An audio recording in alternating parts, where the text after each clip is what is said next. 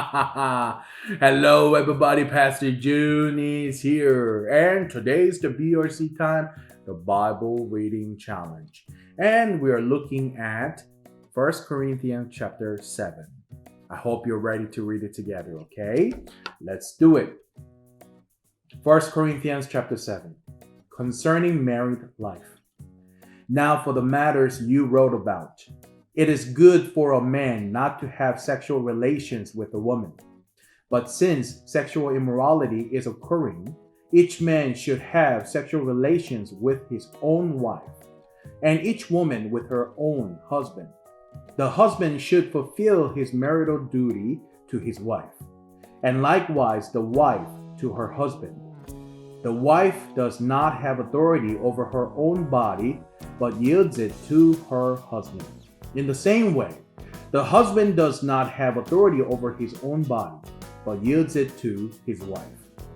Do not deprive each other except perhaps by mutual consent and for a time, so that you may devote yourselves to prayer. Then come together again, so that Satan will not tempt you because of your lack of self-control. I say this as a concession, not as a command. I wish that all of you were as I am. But each of you has your own gift from God. One has this gift, another has that.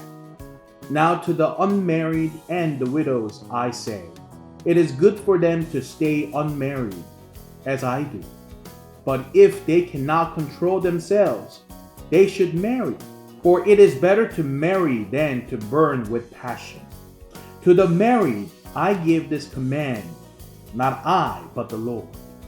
A wife must not separate from her husband, but if she does, she must remain unmarried or else be reconciled to her husband.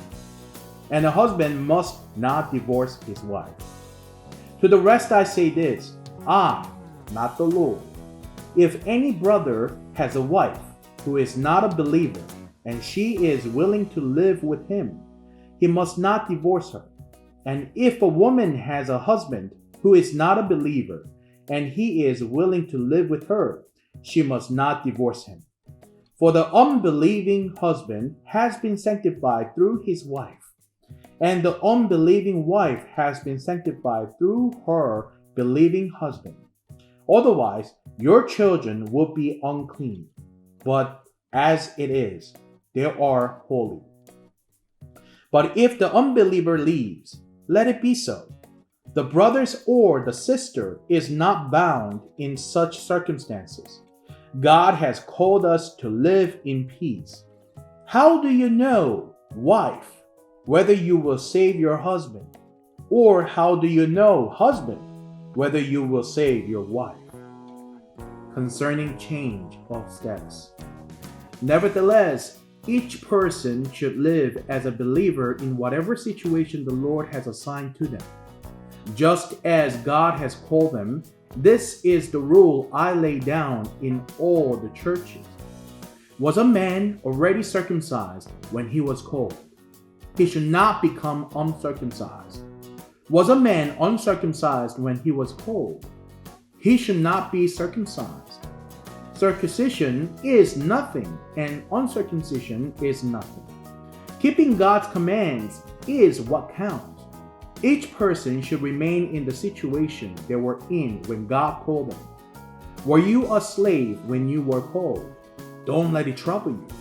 Although, if you can gain your freedom, do so. For the one who was a slave when called to faith in the Lord is the Lord's free person. Similarly, the one who was free when called is Christ's slave. You were bought at a price. Do not become slaves of human beings. Brothers and sisters, each person, as responsible to God, should remain in the situation they were in when God called them. Concerning the unmarried. Now about virgins, I have no command from the Lord, but I give a judgment as one who by the Lord's mercy is trustworthy. Because of the present crisis, I think that it is good for a man to remain as he is. Are you pledged to a woman? Do not seek to be released. Are you free from such a commitment? Do not look for a wife. But if you do marry, you have not sinned. And if a virgin marries, she has not sinned. But those who marry will face many troubles in this life.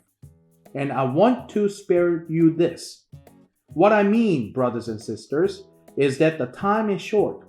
From now on, those who have wives should live as if they do not. Those who mourn, as if they did not. Those who were happy, as if they were not. Those who buy something, as if it were not theirs to keep. Those who use the things of the world, as if not engrossed in them. For this world in its present form is passing away. I would like you to be free from concern. An unmarried man is concerned about the Lord's affairs, how he can please the Lord. But a married man is concerned about the affairs of this world, how he can please his wife. And his interests are divided. An unmarried woman or virgin is concerned about the Lord's affairs. Her aim is to be devoted to the Lord in both body and spirit. But a married woman is concerned about the affairs of this world, how she can please her husband. I am saying this for your own good, not to restrict you, but that you may live in a right way in undivided devotion to the Lord. If anyone is worried that he might not be acting honorably toward the virgin he is engaged to, and if his passions are too strong, and he feels he ought to marry, he should do as he wants. He is not sinning.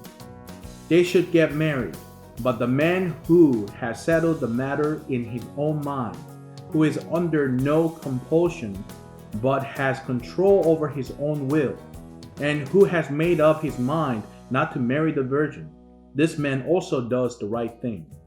So then, he who marries the virgin does right, but he who does not marry her does better. A woman is bound to her husband as long as he lives, but if her husband dies, she is free to marry anyone she wishes. But he must belong to the Lord. In my judgment, she is happier if she stays as she is. And I think that I too have the Spirit of God. Amen. And that was 1 Corinthians chapter 7. And you guys did a great job. And I love you, everybody. And bye-bye.